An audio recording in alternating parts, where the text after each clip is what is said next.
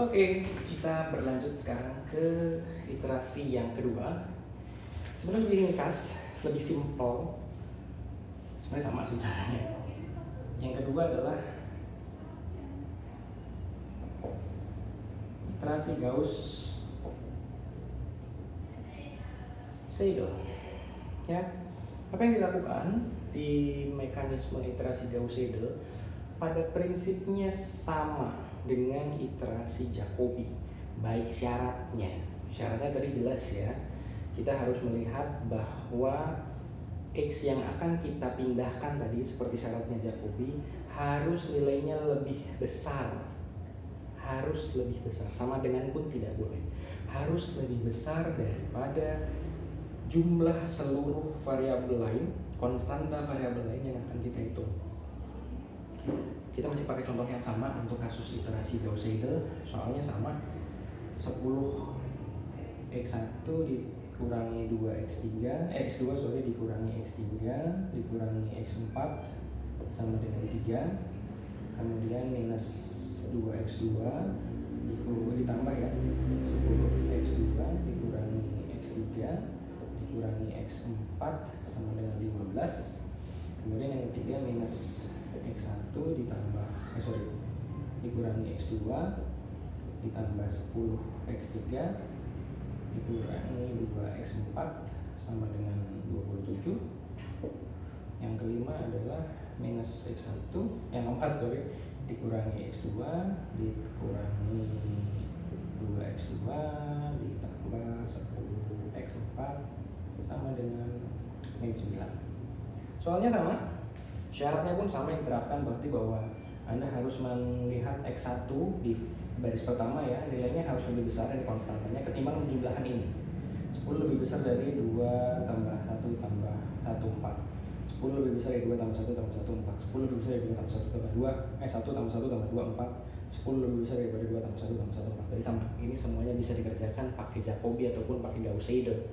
Yang berikutnya adalah sama seperti tadi, kita menambah lagi, kita pindahkan konstantanya variabelnya menjadi hanya x1 saja, x2 saja, x3 saja, dan x4 saja.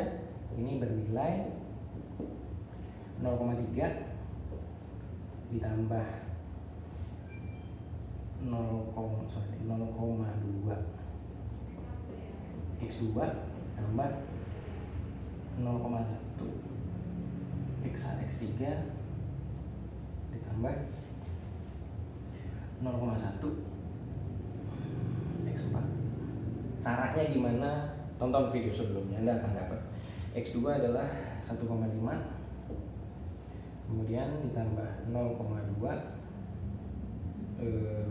x1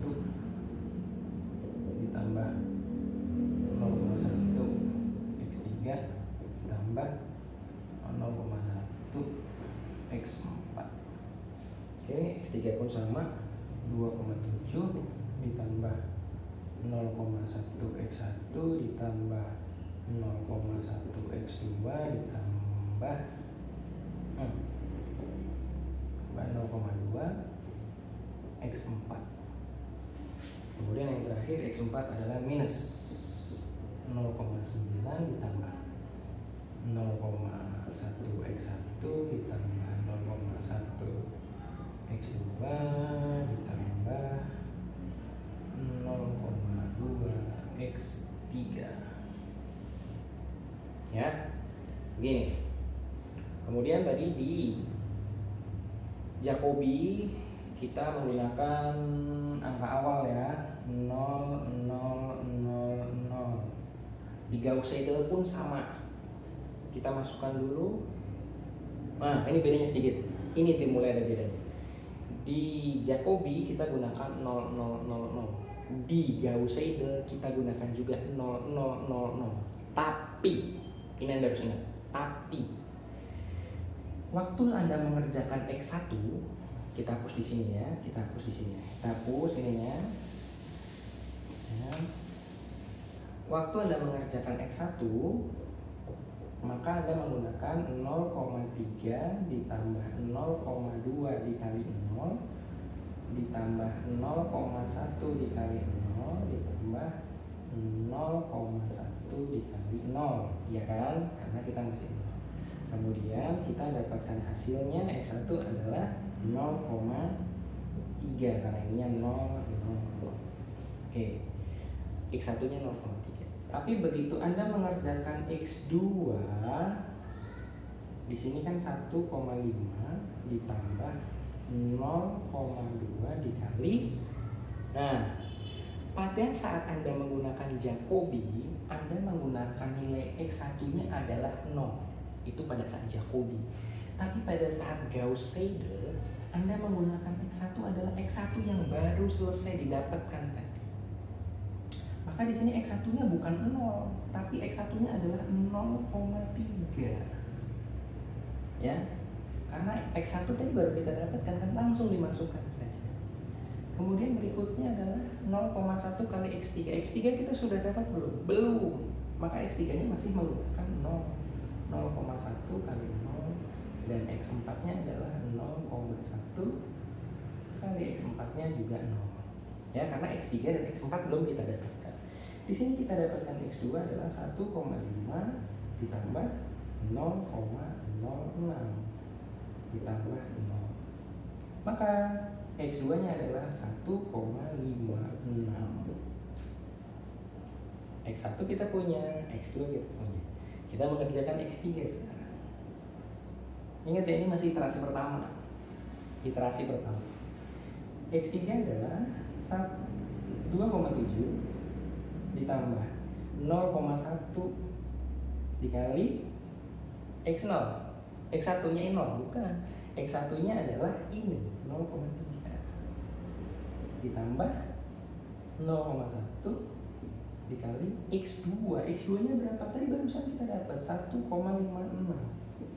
Bukan pakai ini, bukan, tapi pakai yang terbaru. Ditambah 0,2 dikalikan. Ini sama dengan 2,7 ditambah 0,03 ditambah 0,156. Maka X3-nya kita dapatkan 2,886.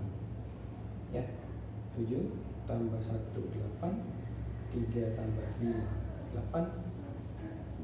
X3-nya 2,886. X4-nya berapa? Anda bisa cari sendiri. X4-nya pun sama, berarti 0,9 ditambah X1 kali 0,1 ditambah 0,1 kali X2 ditambah 0,2 kali X3. Anda mendapatkan nilai X4 baru. Itu iterasi pertama. Nanti Anda rangkum di sini. Kita punya nilai baru, berarti 0,3, 1,56, 2,886, dan tadi yang keempat berapa? Begitu. Ya. Anda masukkan ini, Anda bikin iterasi kedua. Sama persis. Setelah selesai, Anda bikin tabel. Kapan ini berakhir? Sama seperti iterasi Jacobi. Berakhir tatkala nilai dari X yang sekarang dengan X yang sebelumnya sama besar atau sangat mendekati. Misalnya 0,00009 dengan 0,0010 itu sangat mendekati. Nah, tergantung nanti ketelitiannya berapa apa penting ya, berapa angka di belakang koma, itu yang paling penting. Nah, sebenarnya itu yang akan kita pelajari hari ini tentang iterasi Jacobi dan iterasi Seidel-Gauss-Seidel ya. Hari ini saya tidak punya tugas, tapi saya ingin Anda mengerjakan ini, berlatih yang tadi contoh yang sudah saya ceritakan, terutama ini juga, ini kan belum selesai. Anda kerjakan ini karena apa? Karena ini adalah salah satu soal UTS. Kalau Anda bisa mengerjakan ini, Anda bisa mengerjakan salah satu soal UTS. Tapi kalau Anda tidak bisa mengerjakan soal ini, maka UTS Anda terancam nilainya tidak sedikit tidak bagus ya. Maka sebisa mungkin Anda kerjakan sendiri, Anda bisa, dan kalau nggak bisa, saya cukup bangga dengan Anda ya. Demikian kelas kita hari ini. Kita bertemu lagi di kelas online berikutnya di pertemuan minggu kelima yang akan saya upload insya Allah besok ya. Assalamualaikum warahmatullahi wabarakatuh.